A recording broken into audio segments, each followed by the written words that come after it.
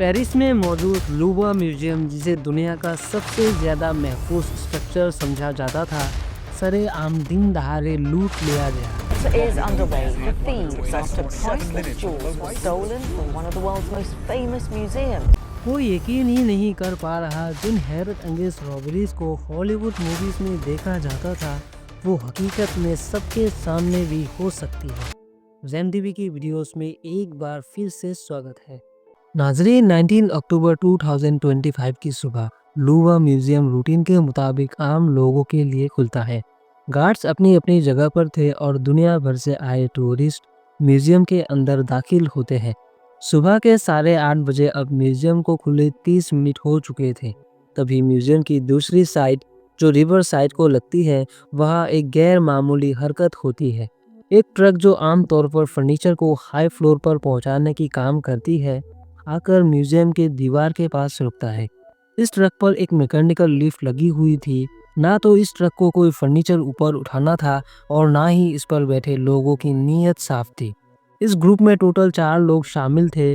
उन्होंने येलो और orange colour की वेस्ट पहनी हुई थी, बिल्कुल वैसे ही जैसे कंस्ट्रक्शन वर्कर्स पहनते हैं, पर उन्होंने चेहरे पर मंकी कैप लगाकर अपना चेहरा छुपाया हुआ था। 4 में से 2 लोग बिना कोई परवाह किए मैकेनिकल लिफ्ट को एक्सटेंड करके म्यूजियम की पहली मंजिल पर मौजूद एक बालकनी तक पहुंचती है। ये बालकनी म्यूजियम के सबसे शानदार हिस्सों में से एक गैलरी दी अपोलोन यानी गैलरी ऑफ अपोलो तक जाती है। ये वही गैलरी है जहां फ्रांस के शाही खजाने नुमाइश के लिए रखे गए थे, पर अपोलो गैलरी के अंदर घुसने के लिए यहाँ एक बड़ी रुकावट थी, एक इंतहाई मोटे शीशे की दीवार। बालकनी पर पहुंचने के बाद उन्होंने अपने बैग से बड़े पावरफुल मशीन्स निकाले और कुछ ही सेकंडों में गैलरी के शीशे में सुराख करके अंदर घुसने में कामयाब हो गए। ये सब कुछ इतना जल्दी हुआ कि अभी तक सिक्योरिटी गार्ड को इसका इल्म नहीं था, पर इस हरकत से म्यूजियम का सिक्योरिटी अलार्म बज उठा और गैलरी में मौजूद गार्ड्स ने चोरों को देख लिया। पर चोरों को किसी चीज़ की परवाह नहीं थी। उन्होंने गार्ड्स को पावरफुल मशीनरी दिखाकर धमकाया और अपने काम पर लगे रहे। गार्ड्स ने फौरन प्रोटोकॉल को फॉलो करते हुए गैलरी में से टूरिस्ट को निकालना शुरू किया। म्यूजियम में अब अफरा तफरी मच चुकी थी। एक रिपोर्टर ने बाद में ये जाहिर किया कि वहाँ मुकम्मल डर और खौफ का आलम था। लोग समझ नहीं पा रहे थे कि आखिर हो क्या रहा था। जब तक पुलिस और स्टाफ मेंबर्स परेशान लोगों को म्यूजियम से बाहर निकलने में मसरूफ़ थे, उन 2 चोरों ने इंतहाई इत्मीनान से गैलरी में मौजूद डिस्प्ले बॉक्सेस के शीशे तोड़े, 9 कीमती खजाने उठाए और फिर उसी कटे हुए शीशे में से बाहर निकलकर बालकनी में चले गए। वहाँ उनके 2 साथी नीचे स्कूटर में इंतज़ार कर रहे थे। वो लिफ्ट की सीढ़ियों से तेज़ी से नीचे उतरे, स्कूटर पर बैठे और वहाँ से फरार हो गए। ये सब कुछ इतनी तेजी से हुआ कि किसी को समझने का कोई मौका ही नहीं मिला। पुलिस के मुताबिक चोर म्यूजियम के अंदर 4 मिनटों तक रहे। पूरा ऑपरेशन, यानी ट्रक को पार्क करना, लिफ्ट को गैलरी तक लेना, शीशा काटना और लूट मचाकर भाग जाना, इसमें सिर्फ और सिर्फ 8 मिनट का वक्त लगा। जाते जाते उन्होंने लिफ्ट वाले ट्रक को आग लगाने की कोशिश भी की, ताकि पुलिस को पीछे ट्रक्स पर कोई सबूत या फिंगरप्रिंट्स ना मिल सके।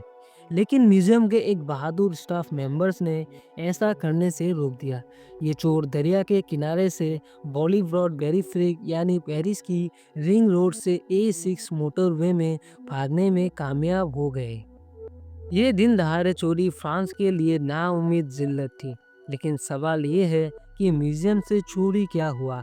चोरों ने किन चीज़ों को निशाना बनाया था? जब नुकसान का अंदाज़ा लगाया गया तो पूरे फ्रांस में शोक की लहर दौड़ गई। जो चीज़ें चोरी हुई थी उनकी फाइनेंशियल कीमत तो थी ही, लेकिन ऐतिहासिक इन खजानों को प्राइसलेस कहा जाता है। मिनिस्ट्री ऑफ कल्चर के मुताबिक लूवा म्यूजियम से टोटल 8 कीमती चीज़ें चोरी हुई है। लेकिन पहले तो मैंने 9 चीज़ें बोली थी। जी हाँ, चोरों ने 9 चीज़ें ही चुराई थी, लेकिन भागते वक्त उनसे एक चीज़ सड़क पर ही गिर गई। ये 170 साल पुराना एम्प्रेस यूजेनी का ताज था। एम्प्रेस यूजेनी जो नेपोलियन III की बीवी थी, ये ताज खास उनके लिए 1855 में बनवाया गया था। जब चोर इस ताज को शीशे के सुराख से निकाल रहे थे, तो ताज को ठीक-ठाक नुकसान तो हुआ ही था, फिर रास्ते में गिरने से काफ़ी डैमेज भी हुआ। म्यूज़ियम के डायरेक्टर ने बाद में कहा कि इसकी रिपेयर शायद मुमकिन हो, लेकिन जो 8 चीज़ें चली गई, उसका नुकसान कभी पूरा नहीं हो सकता। इन 8 चीज़ों में शामिल थे एम्प्रेस यूजेनी का एक खूबसूरत टियारा और एक ब्रोच, एम्प्रेस मैरी लुइस जो नेपोलियन बोनापार्ट की दूसरी बीवी थी, उनका एमेरल्ड का हार और इसी सेट की एक बालियाँ। इसके अलावा मैरी एमिली और क्वीन हॉर्टेंस का एक टियारा, एक हार और एक बाली और एक ख़ास किस्म का ब्रोच जिसे रेलिक्वेरी ब्रोच कहा जाता है। ये तमाम चीज़ें 19वीं सेंचुरी की थी और इनमें हज़ारों हीरे, एमरल्ड, नीलम और दीगर पत्थर जुड़े हुए थे। ये सिर्फ जेवर ही नहीं बल्कि ये फ्रांस के शाही खानदानों के निशान थे। एक एस्टीमेट के हिसाब से इन तमाम ज्वेलरी में इस्तेमाल होने वाले सोने, पत्थर और हीरे की कीमत 102 मिलियन डॉलर्स थी। लेकिन ये जिस शाही खानदान के थे, उस हिसाब से देखा जाए तो 102 मिलियन में तो क्या 1 ट्रिलियन डॉलर में भी ये भरपाई नहीं हो सकती। तभी इसे प्राइसलेस कहा जाता है। हैरानी की बात यह थी कि चोरों ने उस गैलरी में मौजूद सबसे कीमती चीज़ों को हाथ तक नहीं लगाया, जैसे कि मशहूर ज़माना रिजेंट डायमंड अकेले की कीमत 51 मिलियन यूरो से। इसके अलावा सेंसी और हॉर्टेंसिया नामी डायमंड भी वहाँ रखे थे, लेकिन चोरों ने उन पर हाथ भी नहीं लगाया। इसी वजह से ऐसा माना जा रहा है कि वो लोग किसी खास ऑर्डर पर आए थे और उन्हें पता था क्या उन्हें क्या चुराना है। फ्रांस के गवर्नमेंट ने ये कहा ये नुकसान पैसों का नहीं बल्कि फ्रांस के इतिहास का नुकसान है। पर यहाँ सवाल पैदा होता है कि दुनिया का सबसे मशहूर म्यूज़ियम, जहाँ हर साल लाखों करोड़ों लोग आते हैं, इतनी सिक्योरिटी के बावजूद आखिर कमी कहाँ रह गई? जब इन्वेस्टिगेशन शुरू हुई तो कई हैरत अंगेज बातें सामने आई। फ्रांस रिपोर्टर ने ये पब्लिश की कि म्यूज़ियम के उस जगह जहाँ चोरी हुई, वहाँ 3 कमरों में से एक कमरों में सीसीटीवी कैमरा ही नहीं था। जी हाँ, दुनिया के सबसे बड़े म्यूज़ियम में सीसीटीवी का कनेक्शन मुकम्मल ही नहीं था और जो भी कैमरास लगे थे वो उस बालकनी को पूरी तरह कवर भी नहीं कर रहे थे, जहां से चोर शीशा काटकर म्यूज़ियम में दाखिल हुए। और इससे भी बड़ी झटका तब लगा जब नेटेली गोले ने बीबीसी को बताया जो अलार्म बजा था वो असल में म्यूज़ियम का वाइडर अलार्म था। उस बालकनी में एक लोकलाइज अलार्म सिस्टम भी लगाया गया था, लेकिन वो कुछ दिनों पहले ही खराब हो गया। अगर वो अलार्म सही होता तो सिक्योरिटी को बालकनी में चोरों की एंट्री का पता चल जाता। म्यूजियम के डायरेक्टर चोरी के फौरन बाद सिक्योरिटी की इस नाकामी को तस्लीम करते हुए मिनिस्ट्री ऑफ कल्चर को अपना रेजिग्नेशन भी पेश किया, लेकिन उनका ये इस्तीफा कबूल नहीं किया गया। इस चोरी ने फ्रांस के म्यूजियम के सिक्योरिटी पर एक बड़ा सवालिया निशान खड़ा कर दिया है। और आपको ये भी बताते चले कि चोरी का ये कोई पहला वाकया नहीं था। इसी म्यूजियम में 1911 में मोनालिसा की पेंटिंग भी चोरी हुई थी। म्यूजियम के एक पुराने एम्प्लॉय ने लियोनार्डो दा विंची की मशहूर पेंटिंग मोनालिसा को चुराया था। उसने पेंटिंग को कोट के नीचे छुपाया और आसानी से बाहर निकल गया।